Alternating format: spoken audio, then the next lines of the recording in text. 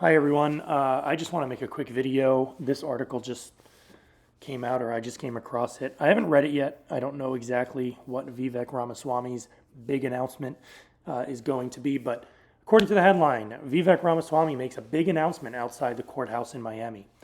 So, two things. Vivek Ramaswamy, he's running for president of the United States. Do I think he'll win? No. Am I voting for him? As of right now, no. Trump's my guy.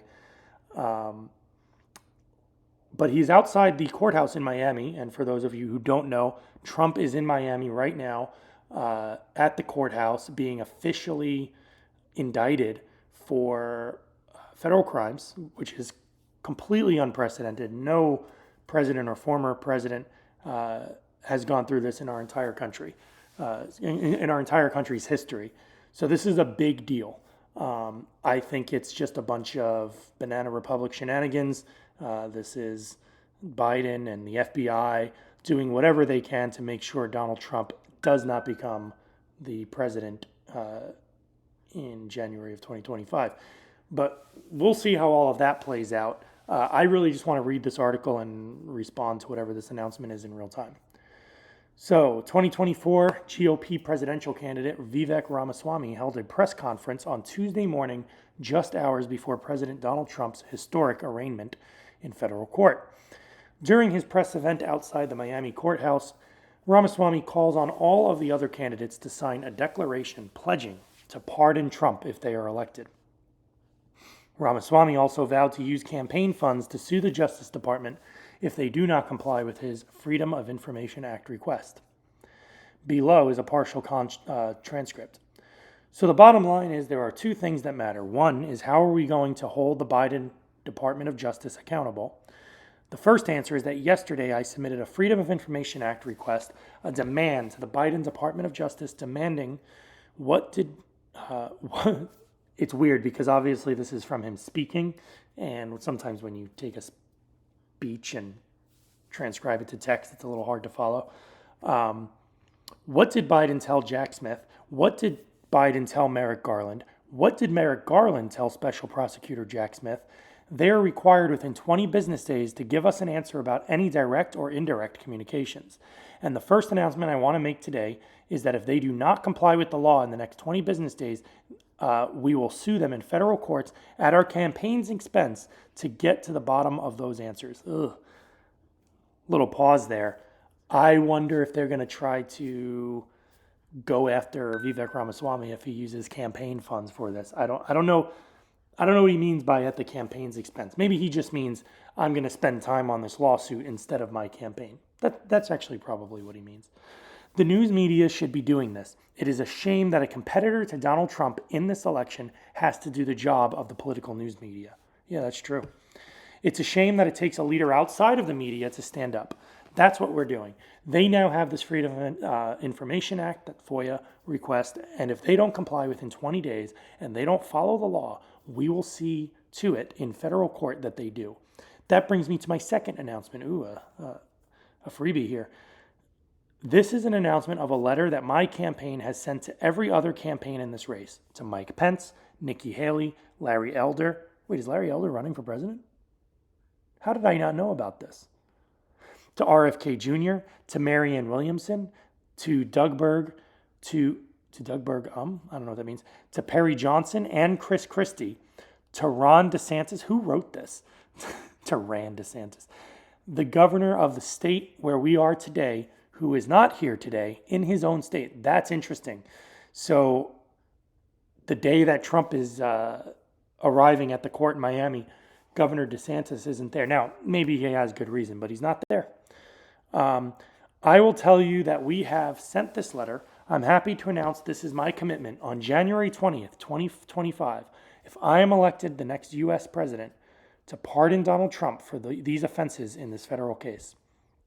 And I have demanded that every other candidate in this race either sign this commitment to pardon on January 20th or else explain why they are not. Now, Chris Christie basically said he would not pardon Trump. He's just going to trust the court. Now, obviously, if there was enough pressure or if Christie really felt that the courts didn't kind of go through the process the way they're supposed to, he may.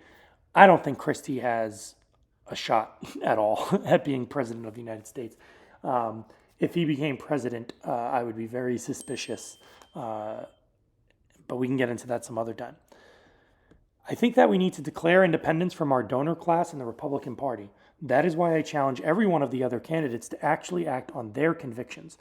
If you are not going to pardon President Trump on January 20th, 2025,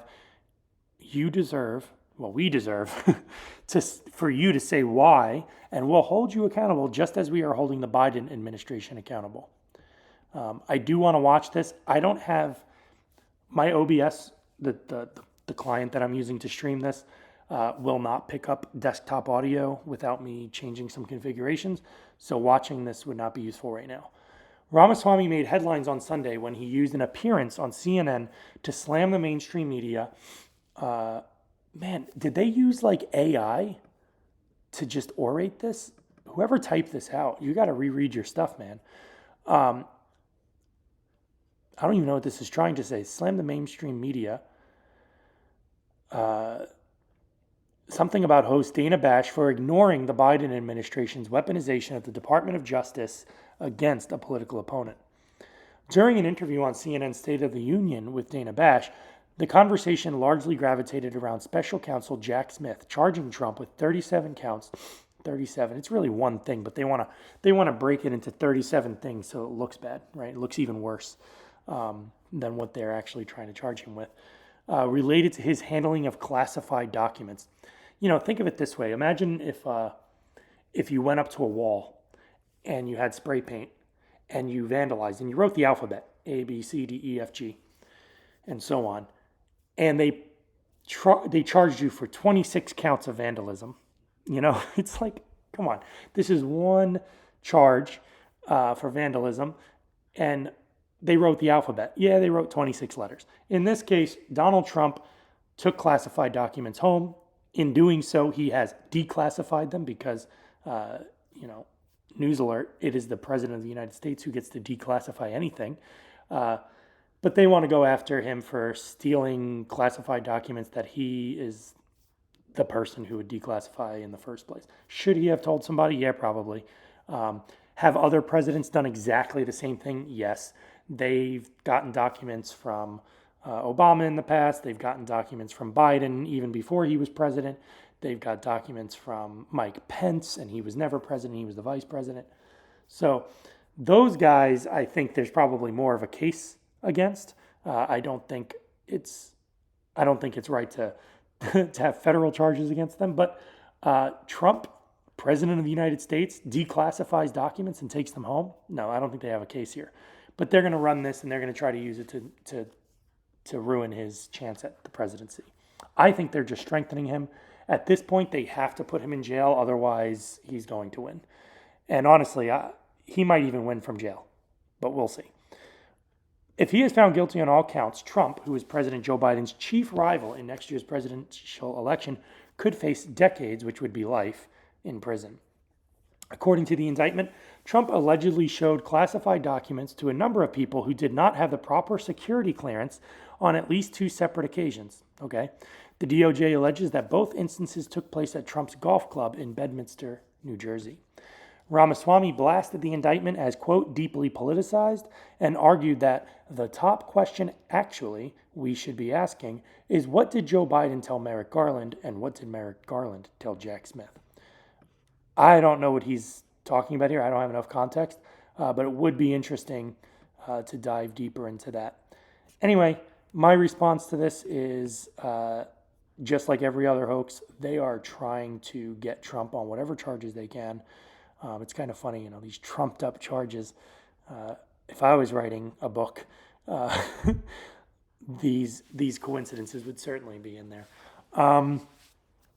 I don't know what's going to happen with all of this stuff, but my understanding is that the GOP is also closing in on Biden, that they have some pretty damning stuff for him that could land him in jail or at least lose him his presidency. So we'll see where all this goes. Anyway, if you like videos like this where I just find articles that I think are interesting or that I think will be interesting and read them and respond, let me know. Until next time. Thanks for checking out the McGlone Code. Bye.